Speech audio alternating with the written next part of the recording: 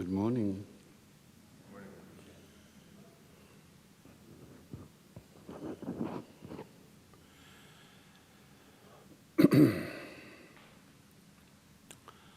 So let's begin with a prayer. Om Nase Namda Raji Nunupe, Raji Juju Jina Shupayi, Sangi Shutangi Dub. Kuna Jasa Tasha Tashi Shu, Dime Jabo, Sitin to the Gu, Chimpe Kimbe Gatrap. Kuna Gumba Jaji Dabaje, Lumbo Trapazet.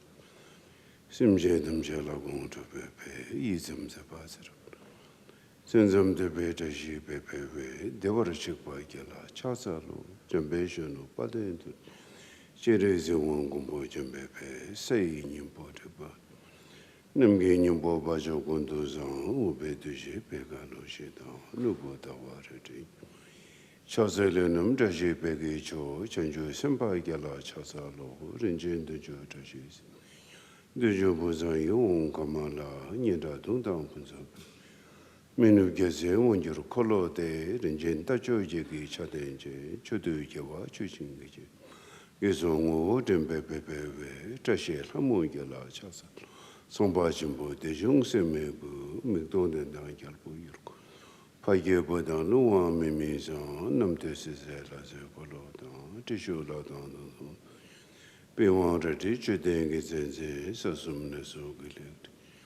Jidenge Gela Chasalo, Daja Dender Chawa, Zumbala, Getan Yewar Tsewa Kunji. De Pepe, some day in Drup, Dashi de Lepusum, so Parshu, Daja Tinderjawasum. Getan Yawar Sewa Kunjini, de Pepe, some day Dashi de Lepusum, so Parshu, Daja Tinderjawasum. Getan Yawar Sewa Kunjini, de Pepe, some day Dashi de Lepusum, so Parashu. Chumnende Paral Gumbu, Jizun Jambe, Yanga Cha Saro, Gangilu to meeting the Nidanum Tarabs. Chini Dungu, Chishin Ziji, Nige to Galepanse, Gata Sebe, Soror Mare Mundum to Wig. Rosogona, Puchi Tarzi, Yena to Yongden Sung, Rudercheto, Yomo Nilon, Legi Chado, Tuzechin, Marik Musi, the Waranyuku, Chingi Chuzeret. Deneza Saju Tartu in Denusu Gasetu Beku, Jurajid. Dalum Munsi, Jampari Yang Ladu, Representati, Representati, Representati, Representati, Representati, Representati, Representati, Representati, Representati, Representati, Representati, Representati, Representati,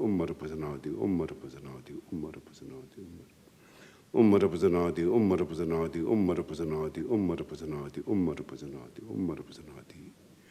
Kurgumdo de Ji Chingi Ba, Ubedina Shera Pretinum, Lequansimajime. Gumbo Jambe, Yanda Chasa de Conseta Bardubam, Junsi Tiverden. Gumbo Jamia Tiniki, Keme Parian Towarsho, Conseta Barduba. Junsi Tiverdena, Gumbo Jamiati. Keme Parian Towarsho, Conseta Bardubam, Junsi Tiverd. Gumbo Jamiati, Keme Parian Towarsho. Padmasambhava Lama Rinpoche, Dagi Jiwara Pemede. Kadin Chimbegune, Jesung de Gusung Tuki Ngudu, Saldu Su.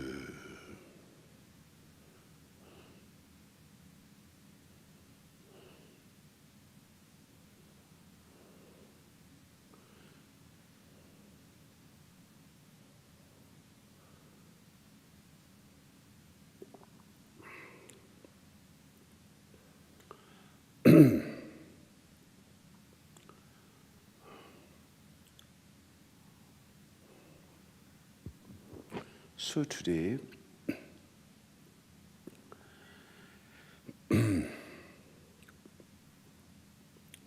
yesterday I took a double dose of my medicine. My head is a little light.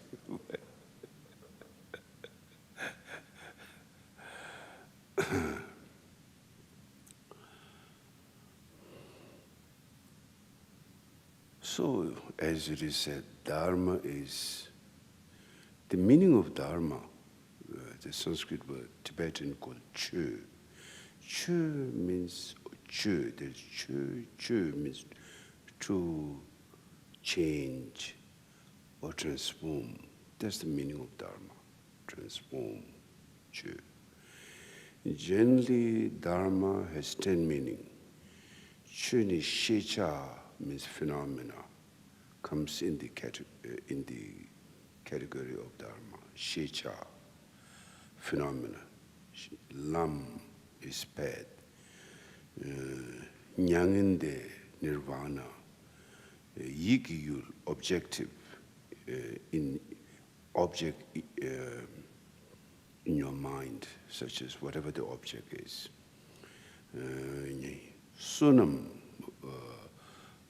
virtue, life, teaching, future. All those are basically what Dharma means in Sanskrit. Phenomena. In other words, it's a phenomena. So Dharma means phenomena, which includes the sacred Dharma and general phenomena. So that's the meaning of Dharma. But in specific, now when we talk about the sacred Dharma, spiritual Dharma, then we are talking about transformation. Transformation of the mind from affliction. That's what shaping your mind, transforming your mind. That's the meaning of Dharma. So, in here today, that means even science, all our phenomenal knowledge, future planning, they all come in the category of Dharma. It's a phenomena, in other words. And in particular, in this case, is the phenomena of spiritual teaching, meaning Chö means shaping your mind, transforming your mind. That's what the Dharma is. Buddha's teaching, Buddha Dharma. So, in Buddha's teaching, Buddha's main teaching, there are three principal teaching. One is Shila, ethical teaching. One is Samadhi, meditation teaching. And one is Prajna, wisdom teaching. And then three baskets of teaching. The Shila is taught in the teaching of Vinaya. Samadhi is taught in the teaching of Sutra. And then wisdom is taught in the teaching of Abhidharma. So they like three baskets of teaching, and what they specify in the three baskets of teaching, Shila comes from the Vinaya, meditation comes from Sutra, and then wisdom comes from Abhidharma. So this is common both in Theravadan teaching and Mahayana teaching. There are specific different Abhidharma teaching in Theravadan teaching, Abhidharma teaching in Mahayana teaching. In fact, you can include, say, from the Mahayana point of view, even Dzogchen teaching falls in the category of Abhidharma. So includes the entire Buddha's teaching in those three categories: ethical, samadhi, and wisdom, or Vinaya, Sutra, and Abhidharma. So then when we look in the entire ethical practice from the Hinayana, today people don't like to call Hinayana because Hinayana means small vehicle. So people who follow Theravada, they get hurt. So of course it's just a label, but what Hina means, one who, the practice of Hinayana is someone who sees his or her situation in samsara as definitely a place where one is confused, recognize confusion, recognize suffering, the Four Noble Truths of Buddha's teaching, one recognize suffering, and one recognize confusion, cause of that affliction, and then one's work to find self-liberation for one's own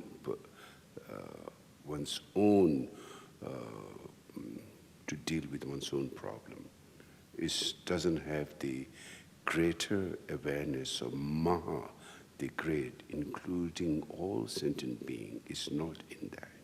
You see yourself being stuck in samsara and you just want to work with yourself to find liberation. That's the main aim of the hina. So why the word hina, small vehicle, means you just think of yourself. Based on that, your own self-liberation, and then you focus on that, you practice on that, and the result, you achieve arahatship. Arahat means one who destroys enemy.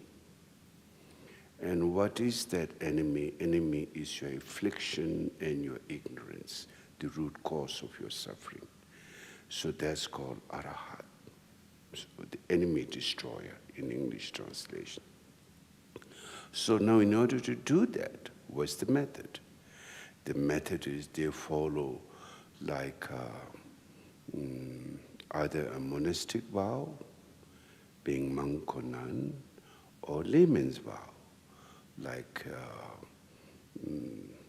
the 10 unvirtuous deeds, and practicing 10 virtuous deeds, ethical practice. That's the practice that they follow, Vinaya principle.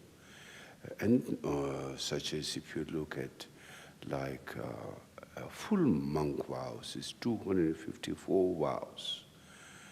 And then novice vows, there are like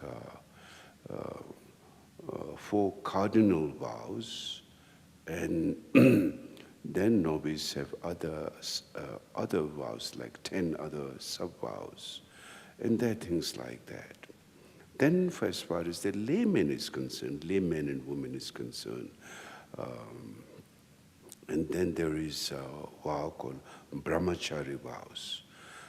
Brahmachari vows means it's almost same as novice or monk, full monk vows, because it's celibate. You don't wear a robe, but you're celibate. So you have celibacy, no killing, no lying, no sexual misconduct, and no envy. All the 10 unvirtuous deeds you try to stop and practice. That is the layman vows. But in layman vows, as I mentioned earlier, but they give the choice. You can practice one. If you think, oh, I can't, that's the brahmachari do all. Then from the next stage below brahmachari, then comes, okay, I can't do celibacy as a layman, but I will do no killing. So you start with no killing. And then on top of that, you feel, okay, I can also do no lying.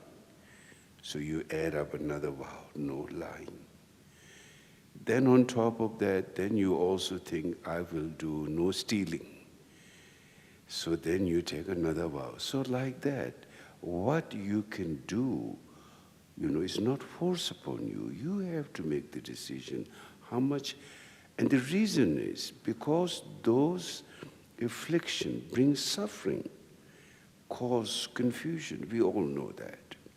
But we kind of deny, even things are happening in our life, but we didn't really go deeper into those causes, how they are creating suffering in our life. It's happening. Every day it's happening. But now here specific, you identify those one by one, and then you make a commitment, okay, I want to close the door of this. If I close the door of this, this will not enter. And if at the second one, I make another further choice, close that one, close this one, close that one. Or I just start with one, and then I get more strength. So like that, that's the Hinayana practice. So you practice abandoning 10 unvirtuous deeds. And then, of course, you will make mistake. There will be transgression. Since we have habituated from so long, we're not going to succeed even taking a vow. We will make mess. We will, lose vows, or we will transgress vows. There's losing vow and transgression. Transgression is lighter, but losing, then it's big. That requires, there's a time frame in the Vinaya practice. Vinaya practice, if you lose celibacy, or one of the four cardinal, especially celibacy, is 3 years.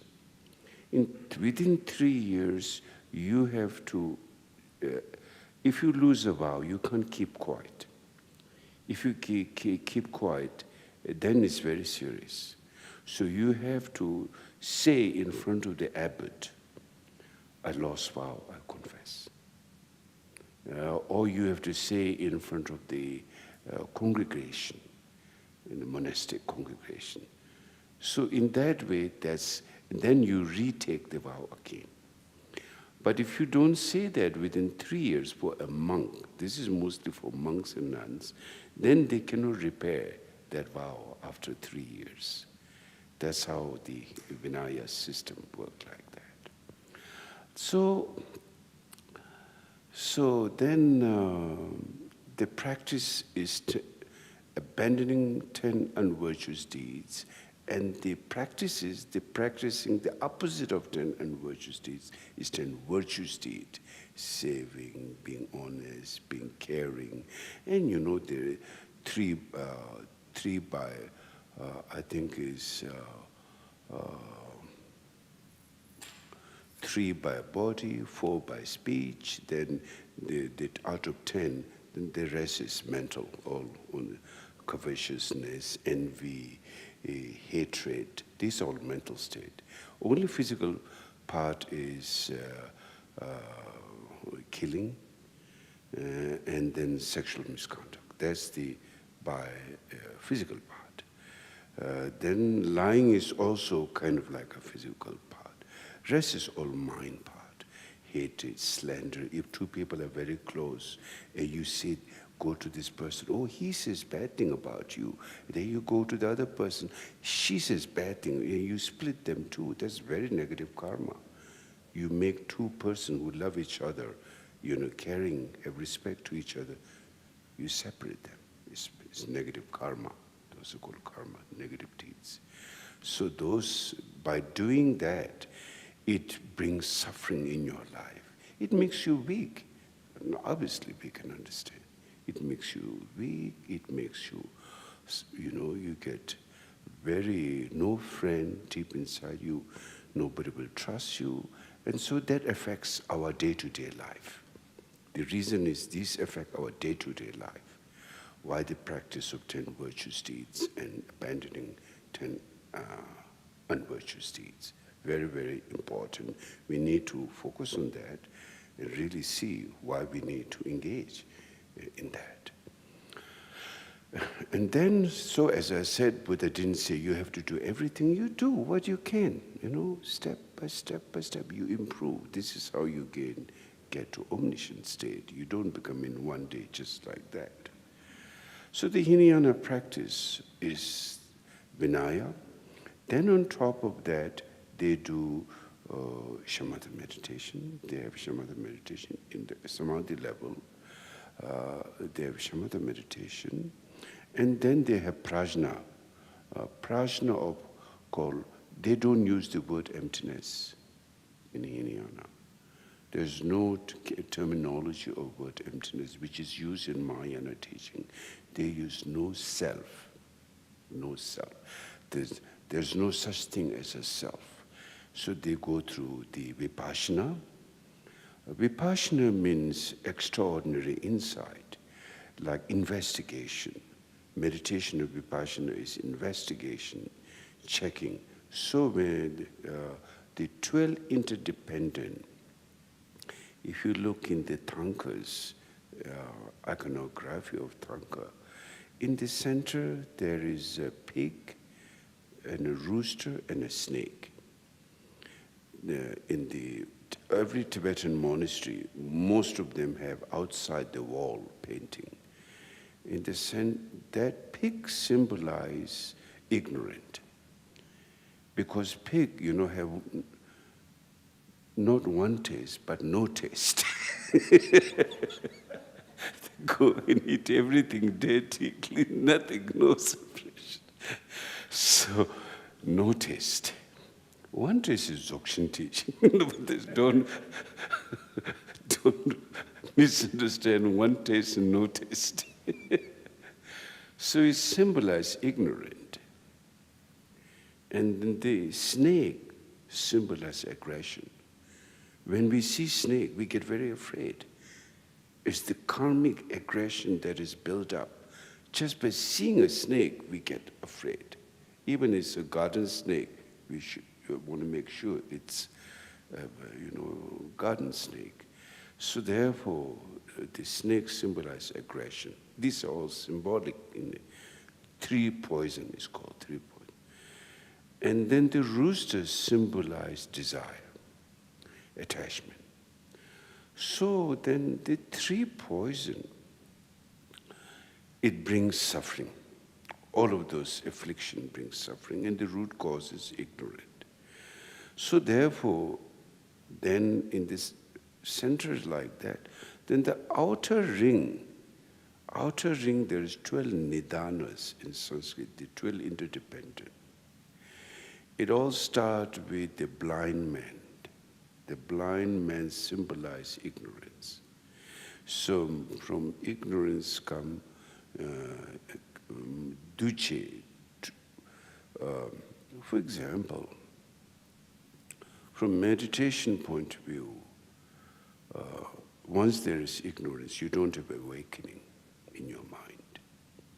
Because awakening is obscured, because there is no awakening. It becomes ignorant. And that's in that particular mind is called alaya mind, the ground of all mind. And ground of all mind is kind of neutral mind. Neither falls into good characteristic or negative characteristic. It stores everything, good, bad, everything it stores. It shapes up things. And so therefore, when circumstance we encounter, they get spark. And whether it's desire, anger, jealousy, or compassion, or kindness, they all comes out. So that's like our mind is ground mind is called the ground mind. In that ground mind, there are 8 consciousness within it. What are the 8 consciousness? The eye consciousness, ear consciousness, nose consciousness. Each have different function and different faculty. Eye consciousness see things, ear consciousness hear things, nose consciousness smell things, and the taste and the body and mental 6 consciousness, the mental, our dream state, and all those are whole on the 6 consciousness. It's not like there are 6 conscious or 8 conscious. It's a different entity. There isn't. It's one mind with different facet, different functions. So therefore, like the alaya mind itself, it stores everything. And that alaya mind, which is the ground mind, that ground mind is, once that falls, sinks. What that sinks, what is sinking is the wave is sinking. You see, because the ground itself is like not taking sides to good or bad. It can stir circumstance encounter, it can bring good qualities. Circumstance, it can bring bad things. Or different thing. It changes. So our But there is a fundamental, now then is question of ignorance come. There are many levels of ignorance, particularly mentioned in the Dzogchen teaching, such as called the Gyudanyi Chikpe Marikpa, Lenchikpe Marikpa, Kundutakpe Marikpa. The fundamental ignorance, our basic nature, Buddha nature, what we call basic goodness. You have all heard about basic goodness. Basic goodness is like a gold in the earth. But when the gold is in the earth for like thousands of years, when you first bring it out, there's some kind of like greenish outside because of different thing. There's like stain, there's some stain. So then when you take it to the goldsmith, when you burn the gold, then that stains is not inherent quality of the gold. It is a temporal quality which obscure the yellowness of the gold, the bright quality of the gold. So like that fundamental ignorance, so this is actually a little bit high teaching, but since you all have been in Dharma, let me just, say this. Normally one doesn't say this. So this gold, we all know the gold have the purity 99.999%. But we also see when the gold is brought out, there's a little bit of greenish or stain or whatever. So that is like how the ground awareness, though itself inherent quality is awakened, but that obscure, that fundamental greenish kind of that stain is called temporal adventitious. That's ignorant. Because gold itself, there's nothing to be made of. It's always pure. It has been pure, and when you put it in the fire, only the stains get removed, but the gold is pure from the beginning. Likewise, Buddha nature in all being is pure from the very beginning. On that level, like the stain, that is, and when that is recognized, Tathagata Garbha, one realizes that awakening state, when there's awakening, it has been like this before, it is what it is now, and it is what's in the future, the basic goodness. You're fully awakened into that state. And not only you awaken, you realize that's the nature of the Buddhas of the three times, means awake nature of all beings of the three times. Basic goodness lies in all beings. Once the stain is removed. Then on top of that, then there is, called Linchikipe Marikpa. Then subtle, then there's goes subtle from that ground. Then of course it's basically the play of one ignorant, but then there's the fundamental that. And then it goes a little bit next level, little bit, slightly a little grosser. Then the next level, which is gross. So when you and I, when we meditate, when we recognize a thought, already many things have already built up. You cannot handle on the subtle fundamental level, the fundamental level of ignorance, you cannot handle. You will not even know, it's so subtle.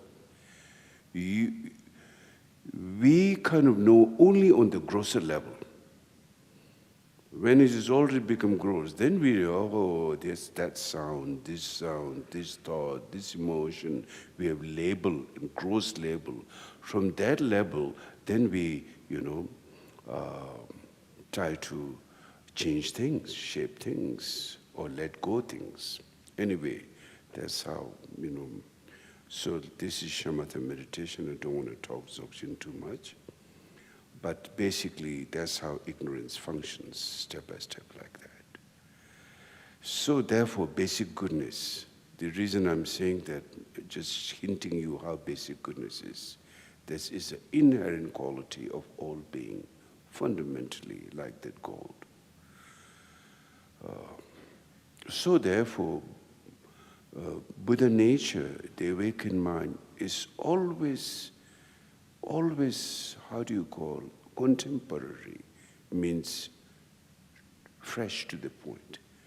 That nature was how it was in the past. That nature is how it is in the present. Even when there is stain, it didn't obscure the essence, in other words. The essence is never obscured. So there is nothing you don't make up basic goodness. It's an inherent quality. The word inherent is a very different meaning. It's not that you build up Buddha nature through your practice of 10 unvirtues, abandoning 10 unvirtues deed, building up virtues deed, practicing bodhisattva yana, practicing samadhi meditation. You don't build up that. You're simply removing those stains, what's happening. Inherent quality is basic goodness.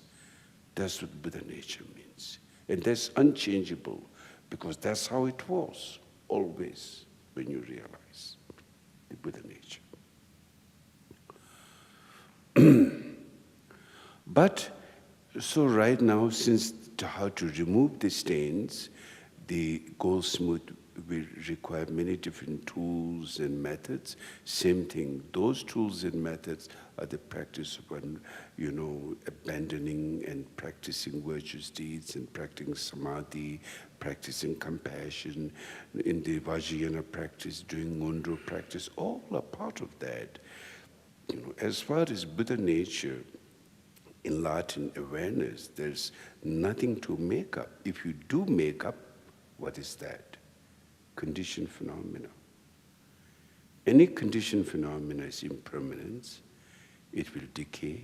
It will fall apart. There's nature of conditioned phenomena. Conditioned emotions can come. Then you say, oh, yes, yesterday I thought of that, but today I changed my mind. That's conditioned phenomena. Conditioned phenomena have no inherent quality. They're like changing, like the shape constantly, the wave. So if Buddha nature is conditioned, you cannot count on Buddha nature then. Then, again, it can fall apart. But that's not when you realize. Realization, the taste of that, is a very personal experience. It's like it is said in the sutras, that it's like tasting a sugar by a dumb person. A dumb person can taste the sugar but cannot say how it is. But very clearly can taste that,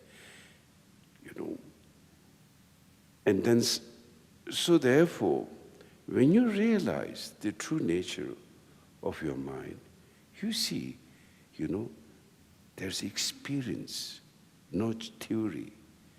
So experience is very important. Theory can just, of course you understand theory and it's like a patch, it can fall apart.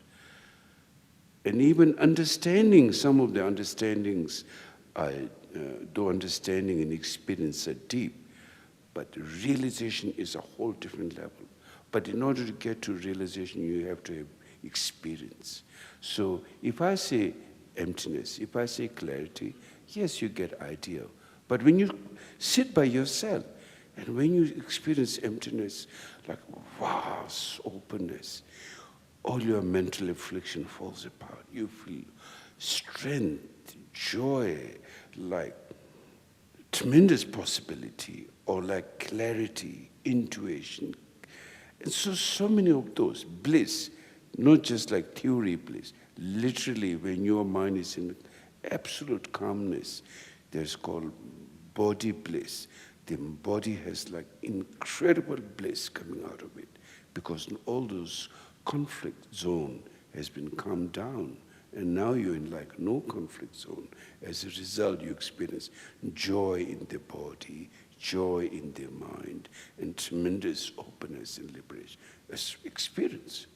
Like the dumb person can taste the sugar, but cannot say how it is, like that. That's how the practice has to be done that way.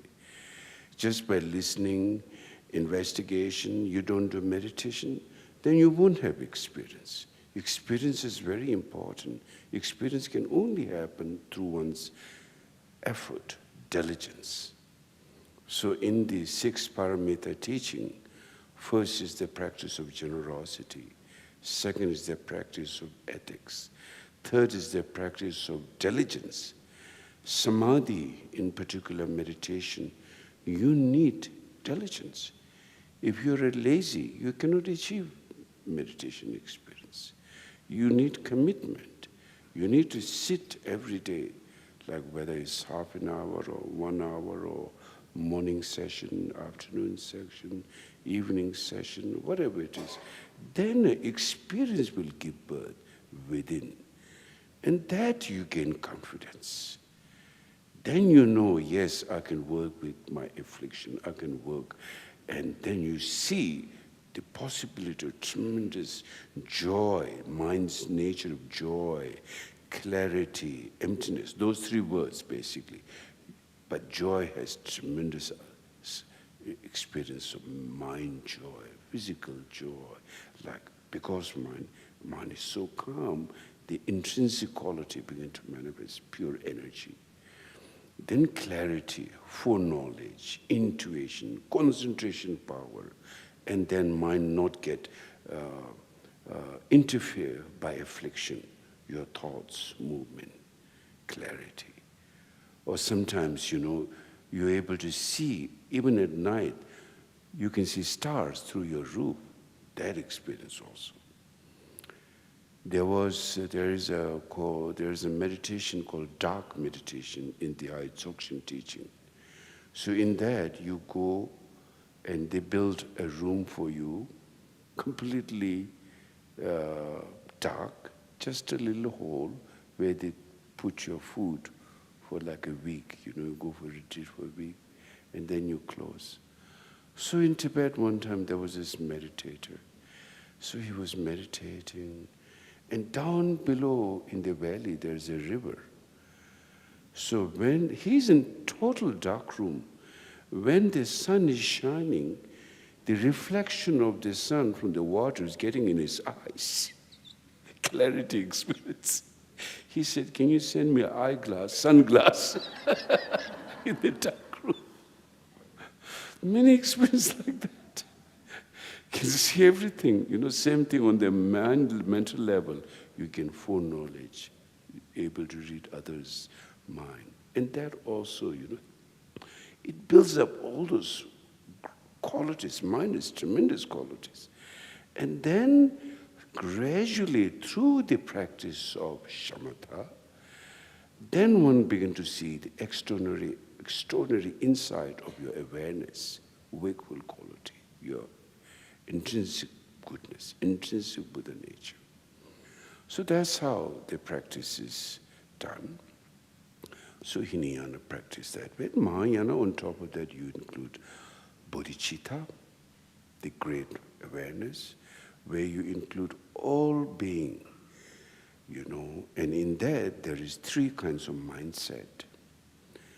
Kings-like mind, and like a boatman-like mind, and so basically, kings like bodhicitta, first king has to be strong, rich, powerful, and then king can help his subject. So bodhisattva practice was you develop bodhicitta, you get enlightened, then you can benefit me. That's like a king-like mind. The boat-like mind is boat, cross the river at the same time, the boatman and his passenger. So you do practice your motivation, yourself and all being will cross the ocean of suffering through your bodhisattva practice. Then there is the shepherd-like mind. Shepherd-like mind, the shepherd thinks of his sheep first before the shepherd thinks of himself or herself. because, if shepherd think of himself or herself, then the sheep will be eaten by the wolf. So shepherd is concerned for others. But on the practical side, king's like mind, if you're not gaining realization to yourself, you cannot benefit being. On the practical side, king's like mind. Though it's great to have the shepherd-like mind, but shepherd-like mind is a motivation one should have. But practical side one should have, first develop yourself, then you do others. It's like when we go in the plane, air hostess says, first put your oxygen, and then you put next to a child. It's like that. You can think about, the child should have first, but then you start thinking like this, suddenly both will die. Practical side. So there is the practical side also, how we have to approach. And the practical side, the king's-like approach of bodhicitta. I will practice, I will get realized, then I can benefit being, like that. So that's the Mahayana practice.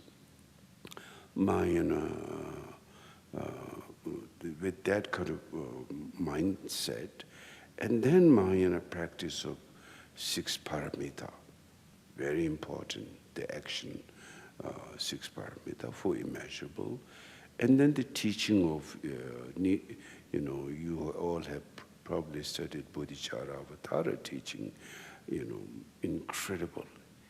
In this world, probably in the 3 world system, there's no book like Shantideva's teaching on compassion. There isn't. I can sign and say that to you. You read, open every library in America, in Europe, in Asia, you will not find one book on compassion like what Shantideva has written. Incredible. There are 10, 11, there's 10 chapters. In some tradition, 11 chapters. So there was a question about that. Because when Shantideva, this great bodhisattva, he was studying in Nalanda University. You can still see it's near Bodh Gaya if you go to India. It's so vast university. They say there's like about 10,000 or more than 10,000 students studying in. Even from Greece, there were students coming and studying in Nalanda University. And all over the world is a place of study of every philosophy. One of the greatest Buddhist university.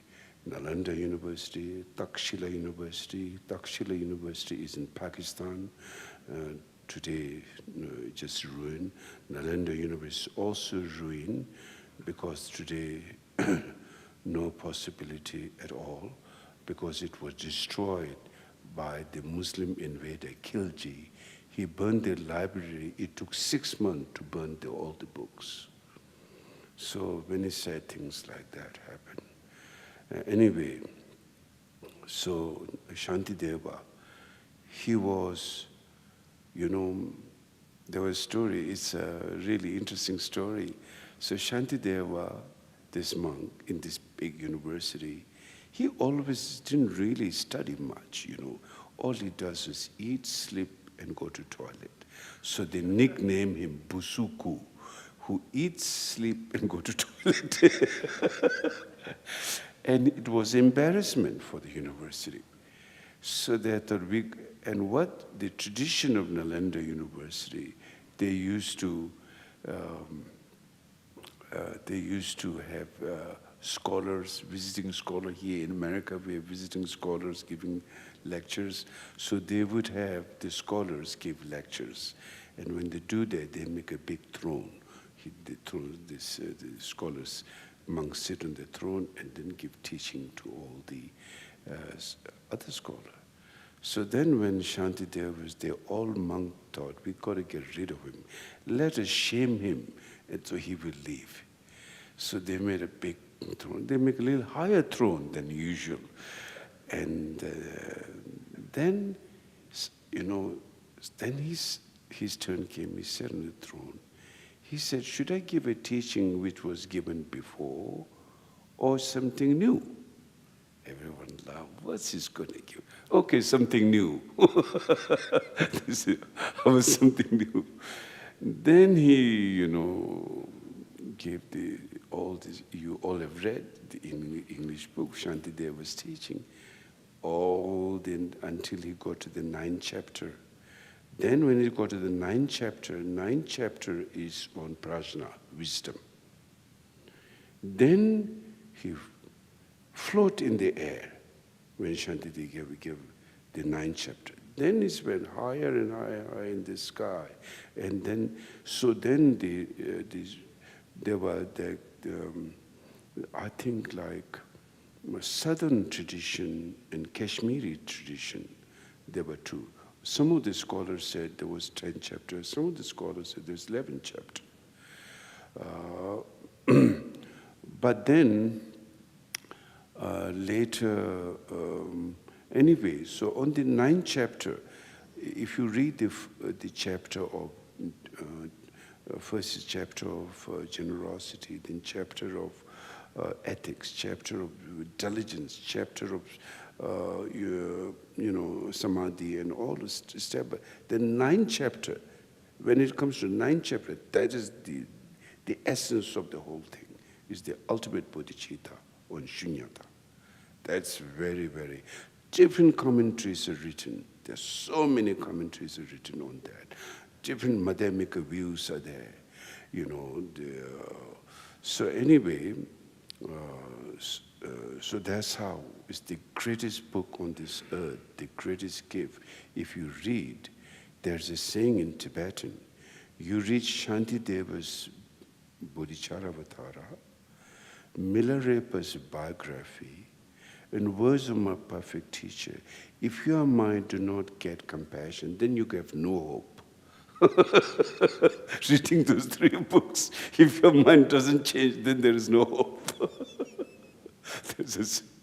So very, very important, those 3 books are really, so you must study those 3 books, and they're all translated in English now, all translated in English.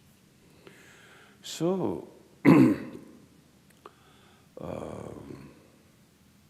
so most important thing is the prajna. We need to know that pristine inherent Buddha nature, wakefulness, which is described as clarity, union of clarity and emptiness, union of bliss and emptiness, union of appearance and emptiness, different words.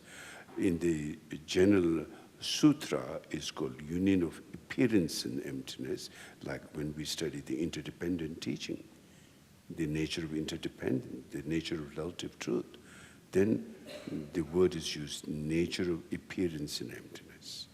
Then in the Mahamudra is called the nature of clarity and emptiness.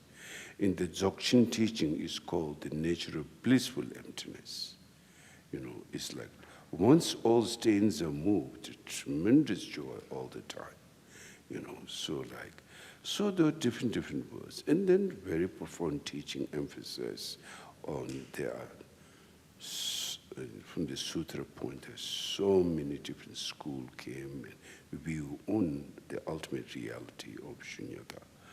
And then Mahamudra, pit instruction, Dzogchen, further pit instruction. What is that? The teacher introduced the nature of the mind, and then one does meditation. However, in all those meditation, before those extraordinary insight is shown, shamatha meditation is very important. Because without a calm, abiding mind, you cannot have clarity, because too much disturbance. Your thoughts, emotions, they're running wild. There's no grounding.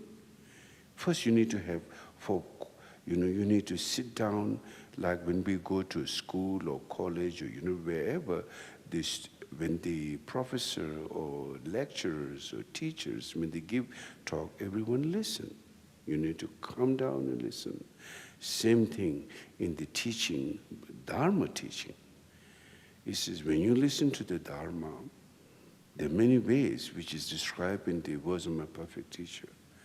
Your ear should be fully open. It shouldn't, not like a pot where there's a hole. If there's a pot where there's a hole, when the water is poured, the water is leaking. So you hear, but you don't keep your memory well. Then while you are there in attendance, if you think here and there, then you will not hear the teaching. It's like a pot which is put upside down. If a pot is put upside down, then the water will just go over, but it will never fill the pot.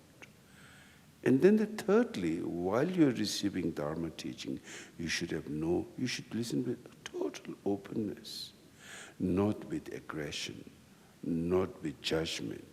Because then if there's judgment and aggression and affliction, then it's not good. Furthermore, when you study Dharma, you should not think of, oh, I will study Dharma, I learn something, then I will go give lecture to someone, then I will make money, or I will have a pride, I will have fame, power like that, then it's like tainted. If there's a big pot of milk, and if there's one drop of rotten milk, all the milk will get rotten. Like that, the mind should be pure when listening. I will now either work with myself or know how to work with others, but not bringing those kind of like attitude of affliction. That's how Dharma begins that way. So anyway, that's like a simple thing, like at the simple but important how to listen to Dharma. But then important thing now when you get to the meditation stage, why shamatha is so important. Now when we do shamatha, or any meditation, whether it's vipassana meditation or whether it's shamatha, the common thing in both of them is supposed to focus with the mind. That's common in both. Focus to the mind. So when you do a breathing meditation, or whether you do an object meditation, your mind is focused to an object, or your mind is focused to a breath. Your mind is focused to that.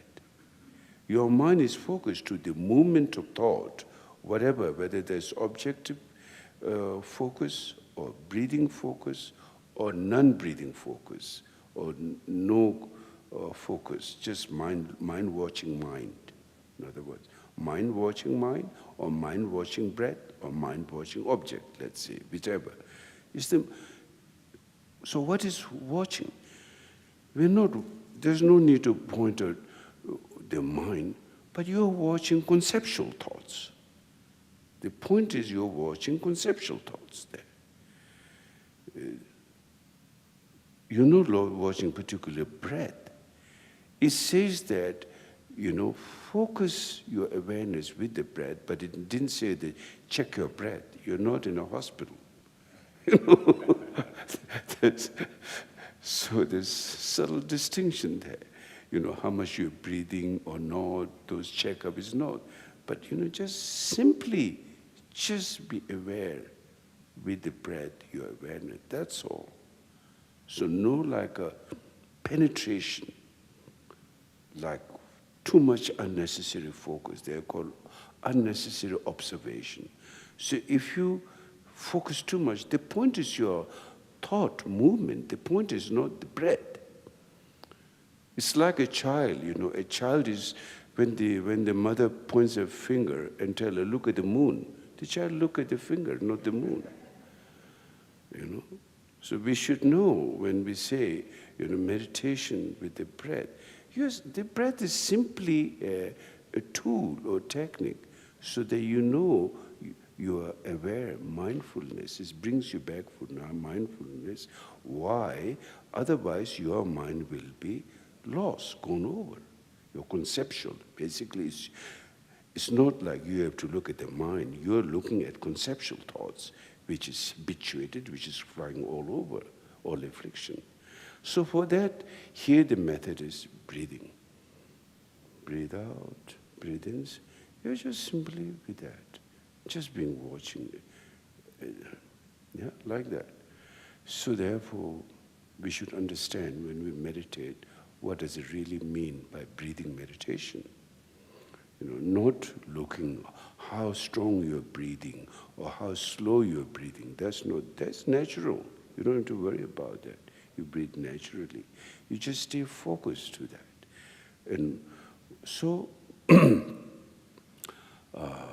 and then get back to the breath, or just be here and now, like Zen say, here and now. Zen, first thought, best thought, meaning, being present. That's what it means. Doesn't mean that first thought, if I see, on a sunny day, oh, I'd like to have an ice cream. Oh, that's the best thought today.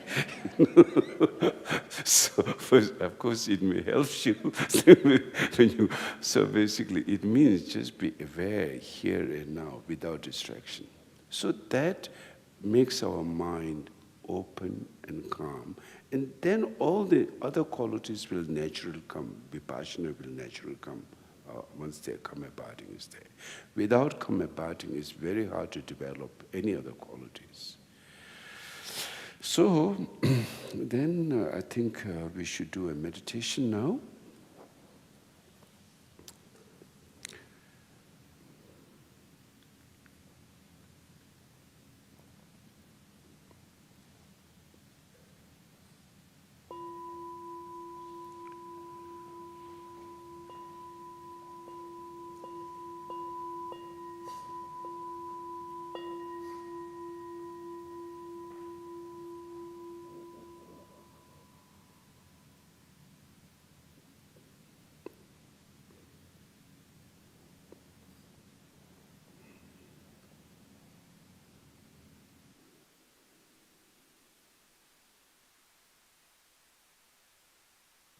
You can put your hand like this, like Buddha's meditation posture, or you can put it like on your knees, two hands, and then make your body straight, relax, wakeful quality, and then go to the breath and just sit.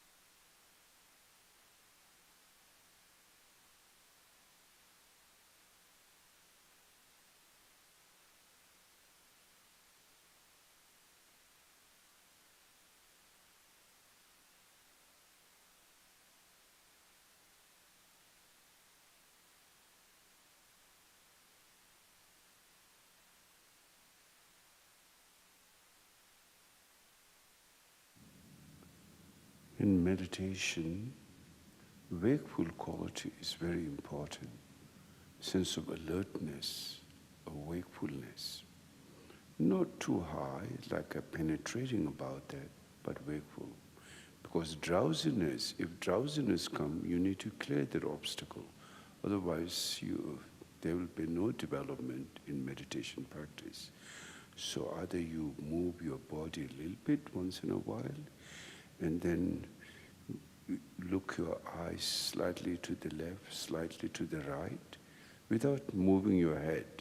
Just your eyes slightly to the left, slightly to the right, and it will clear. So the wakeful quality is very important in meditation. And then relax your mind, and then be with the breath.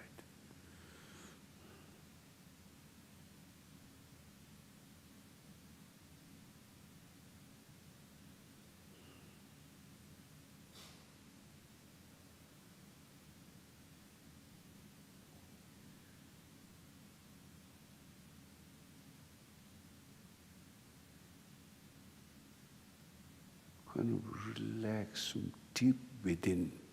Don't hold anything, just simply with the breath and just relax and wakeful.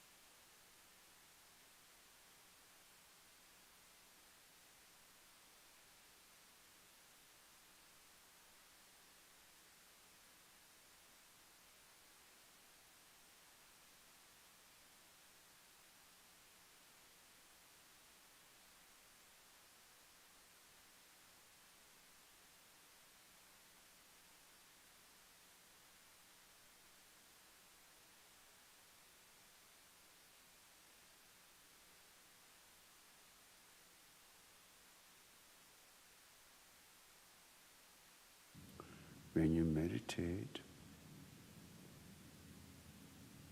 obviously there's some thoughts will arise. Then look at the mind where to put the thoughts. We try to fit things in this way or that way. All you have to look is your conceptual, which is the breathing, is the measurement, or here, resting place. Breathing is the resting place. And so, when the mind is open, no problem. But when the minds get thoughts, emotion, then you think, where should I put this? Should I push it away? Should I bring it in? That itself is conceptual. That is the one. Just simply recognize, you can see that's the labeling thought. And just on the spot, let it go and relax. And then you think, okay, now what? What should I do next? No, that is the chain of thoughts coming, of course, which brings all afflictions and all your habits you're stirring up. So just allow the thought, see that, but don't go after that. And neither you try to stop it, just be with the breath, totally relax. The thoughts have no other place to go than mind itself. It came from the mind, it will dissolve in the mind.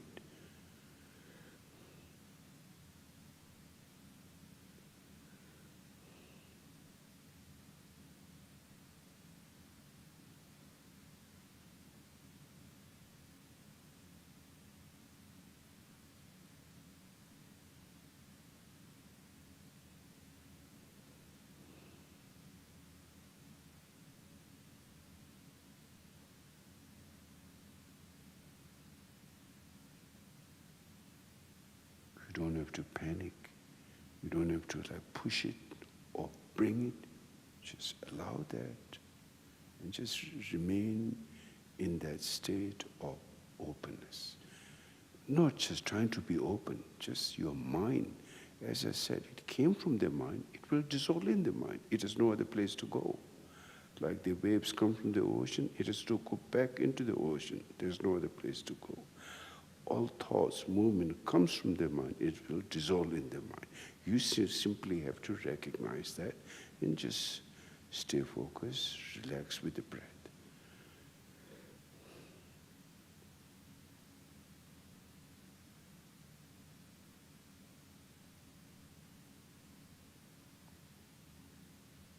Even the notion of breath is at the beginning.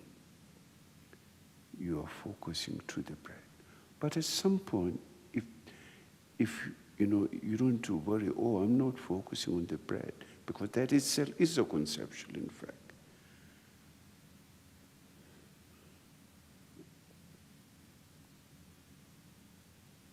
Just be natural. Don't try to make things.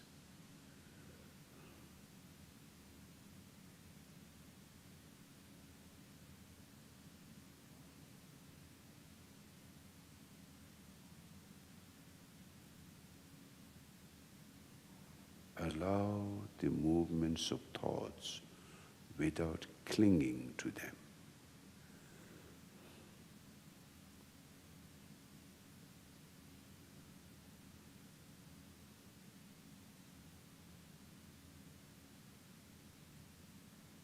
And if there is no thought, don't worry about it.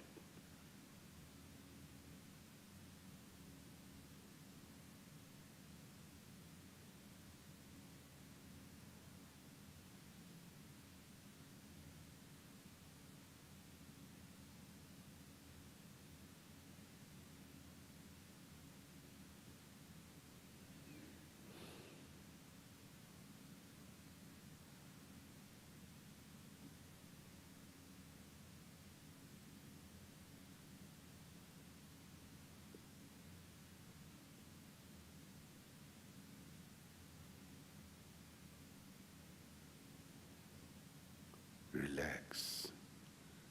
Allow it. It will dissolve in itself.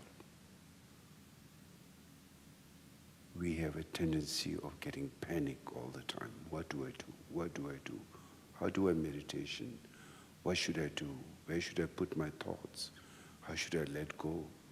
No need to do that. Just sit and relax. And here, relax means allow the movement of the thoughts. Don't try to fabricate that.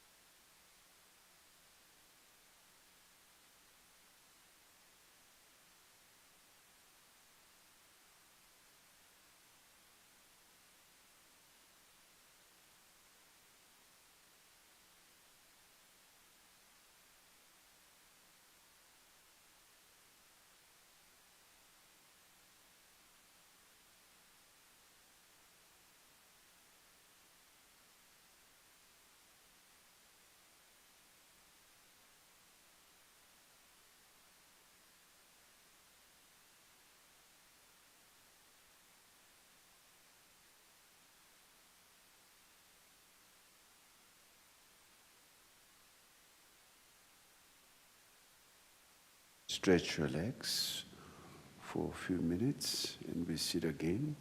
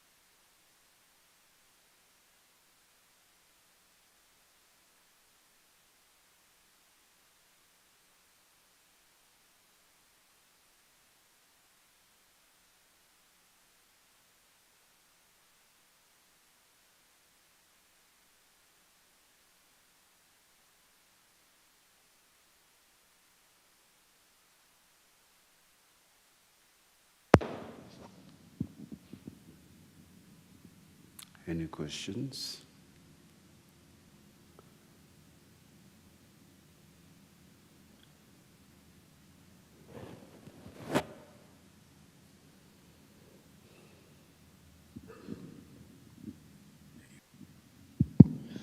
Thank you for the teaching today, Rinpoche. I noticed that a lot of my aggressive thoughts seem to stem from fear, and I was wondering if you had any advice on bringing fearlessness onto the path? There are many different methods, but in meditation, one method works for all, like meditation. So first, you have to do the calm abiding. Then after calm abiding, then there's Vipassana meditation teaching, which goes to prajna. So, for example, earlier, like in the sutra path, the antidote for anger is loving kindness, meditation and loving kindness. Antidote for ignorance is interdependent, because the fixation, we all have a fixation thoughts, fixation mind. That's interdependent can resolve that. So it's like that. For example, the eye faculty can only see things. Ear faculty can only hear things, but ear faculty cannot see things. Or the ear faculty with consciousness we are talking cannot see things. So they have different function. But body faculty, which covers all body parts, likewise, the ignorance pervades all affliction. Whether it's anger, whether it's jealousy, hatred, you name it, the ignorance pervades all affliction. Likewise, when you cut through that ignorance, you cut through all affliction. Whether it's anger, whether it's attachment, whether it's jealousy, hatred, you name it, all are cut through, eliminated by prajna, the wisdom of shunyata, emptiness, which is interdependent. So here you're not trying to analyze interdependence, you're trying to sit and meditate. So basically, the ignorance is, meditation works for all. So once the mind is calm, abiding, then it's beginning to see the affliction get less. Not that you have eliminated affliction, but they get very subtle. Then easier to deal with that. And with the meditation, vipassana, then that can cut through that. Emptiness, meditation, emptiness. It's like that. Thank you, Rinpoche. Rinpoche, just a quick thing to check with you. In the Zen traditions, there is this methodology for counting breaths while trying to do calm abiding. Is there anything similar in the Tibetan tradition? Yes. Yes, there are many, many methods. Many methods. Counting breaths, counting 1 to 10, or then go back like that. Yeah, same. All minor methods, similar. Yes. Object meditation, focus on the object, or focus on the breath, or focus on the counting. Yes, they're all methods, all shamatha meditation. And if I'm just focusing they're all shamatha meditation. It's not vipassana. It will lead to vipassana. Yes. And Rinpoche, if I'm focusing only on being present, instead of not counting, not paying attention to the breath, but just being aware in the present moment, is that the same shamatha meditation as well? It could be. It could be. The main difference of shamatha and vipassana, in vipassana there is relative vipassana and absolute vipassana. Or in other words, conditioned mind and unconditioned mind. A non-dual mind and dualistic mind. all conditioned minds are by nature dualistic mind. When you say present, being aware, free of all affliction, that is non-dual awareness, which comes from the Vipassana. So in Vipassana, again, at the beginning, when you enter, you're not going to enter that state right away. You have to go through first investigation, analytical, like checking from the objective reality, from atom, subjective reality on mind. Then you come to a conclusion, finally, like quantum physics theory. They come to understand that there's no inherent particle. Same thing, you see that there's no inherent emotion. There's no inherent thoughts. All thoughts are made of many factors. So when you see that there is an absence of fixation, that is called emptiness, that fixation. But we cannot remain in that because we are so used to this habitual mind. So that again it falls, even once in a while you have a glimpse, then again like spacious, joy, utterly open, but then again you fall back to like a, state, kind of like calm abiding. But calm abiding has a clinging. It's a dualistic mind still. Subtle clinging there is. You may not notice that. You feel like there's calm abiding itself have three experiences: openness, clarity, and joy. So that through your sitting practice, you will understand that. You will discover that through your own personal experience. So even is emptiness, like openness, there's a sense of attachment to that openness. That is shamatha. Sense of utterly free from openness is openness. There's nothing to be attached to about. But yet we have attachment to that. You like it, especially if your mind is so disturbed. And then you sit, you feel like very open. I love that. And then sometimes you meditate, you don't get that. You try to bring the memory of that. You try to escape in the memory. That is not awareness. That is memory. There are many subtle distinctions. So you have to sit, and then you will come to gain confidence in your mind.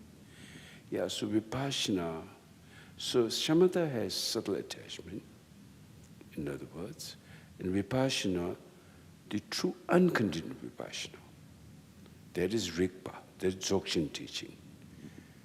The kind of Vipassana you hear is not, they're all shamatha. The word you can use is Vipassana. Even Hinduism also have Vipassana.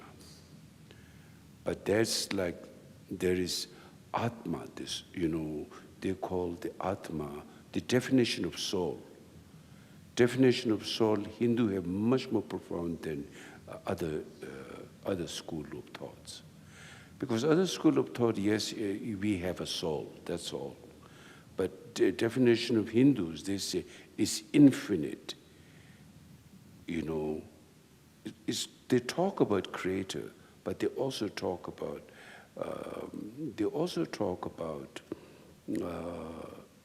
soul and they talk about karma, which is a little puzzling to me. Because karma, the notion of karma is creationism. Karma is evolutionary theory. And creation is creator theory. They two have very conflicting, contradictory philosophical view.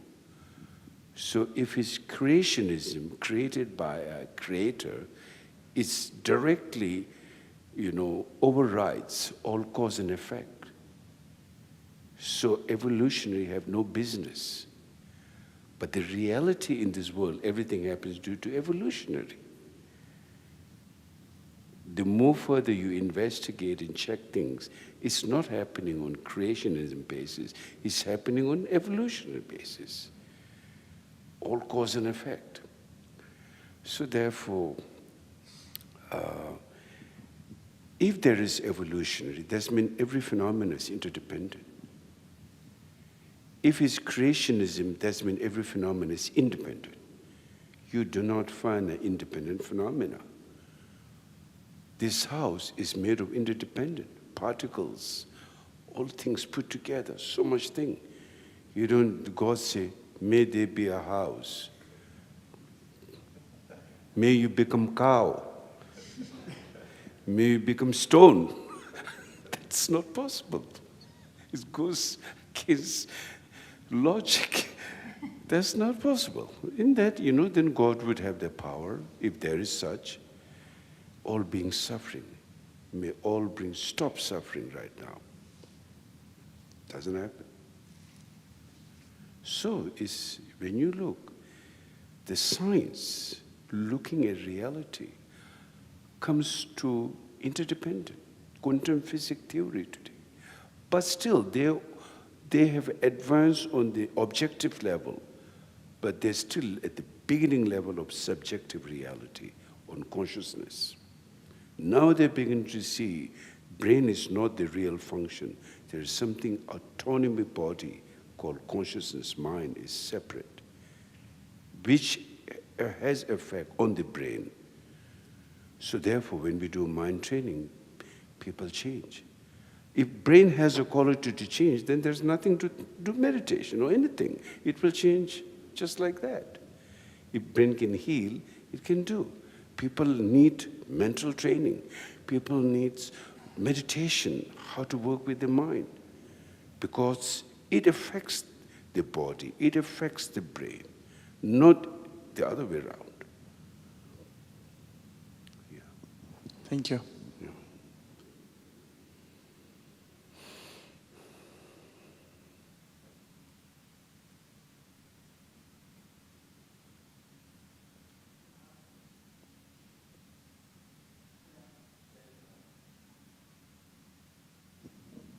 Hello? Oh, Yes. okay, there it is. You talked about realization and the alaya mind. So once that realization happens, what happens to the alaya mind? Alaya mind. Why worry then? Alaya mind is, you see, for example, atom. Let's look at the example of an atom. When we see atom, we think it's very real there, right? I mean, the chair, the very real chair. And then when you go to the fundamentals, then it's an atom. It's a very real atom there. But then when you investigate, it's like it doesn't have like inherent atom, but rather it's a probability, it's an interdependent. And that is essence is, beyond fixation. So then what happens to the atom at that moment? What happens to the atom? The same thing. Alaya mind is the mind which is like neutral ground, which holds all our thoughts, emotion, collects everything. But when alaya mind is open, it's a space, but it's a space, ground mind. Alaya mind is the ground mind, but ground mind is open. So it's also like a space. Only space can accommodate everything. Same thing, alaya mind accommodates all our thoughts and emotions and habits and everything. But once the alaya mind is that space where there's a sense of ignorant, that alaya mind has to be identified with ego mind. Because ego is intelligence. All affliction is misconstrued intelligence. It is intelligence. But in that which is misconstrued intelligence is called obscuration and defilement in the Dharma. Because they are not inherent quality. They make you see things different. They make you see not the reality, but make you see things differently. Therefore, it's misconstrued intelligence, ego. So therefore, once that misconstrued intelligence through vipassana meditation, or through that, once that is no longer there, the space becomes clear. It's no longer dark. So it's like the only example I can give you is like daytime versus nighttime. The darkness goes away, and then the ground begins to manifest its clarity. Right now, the ground is dull, ignorant, so therefore everything it emits is very confusing, our thoughts, emotions. So once you're able to free that, there's clarity, fundamental goodness, inherent quality, what is known as Buddha nature. Buddha means awakened mind. It's a Sanskrit word. Buddha, in Sanskrit there's two words. One is Buddha, means awakened. Buddha means stupid. So right now our mind is really in some kind of stupidity. Because it comes, it's the source of all afflictions are stored there. And we engage with affliction. We get confused how to relate with ourselves. We get confused what to do with our projection. And then more we think, we fall into more trap. It doesn't get clear. So that's stupidity. Of course it is. It's ignorant. So what happens? It clears. Within the mind, it clears through recognition of awareness. Yeah.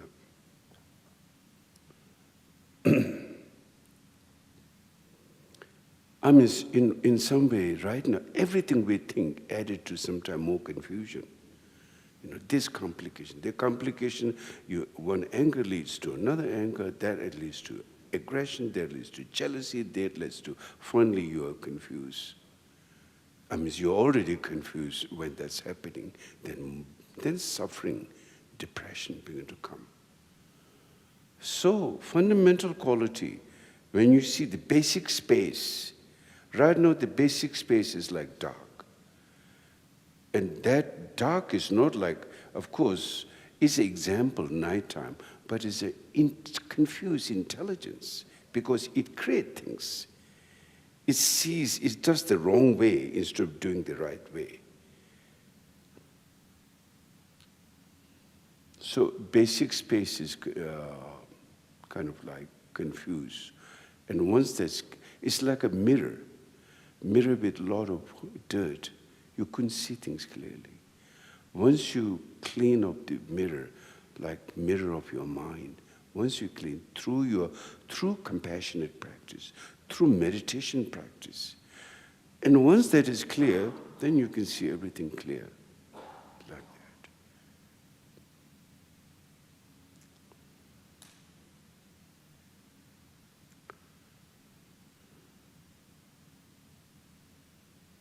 Any other questions? No questions, Jim? Okay. So, how do we live? In our day-to-day life, we should live really the respect, tolerance. Judgmental mind is not very good. You should respect every person, how their lifestyle is. In that way, there can be harmony.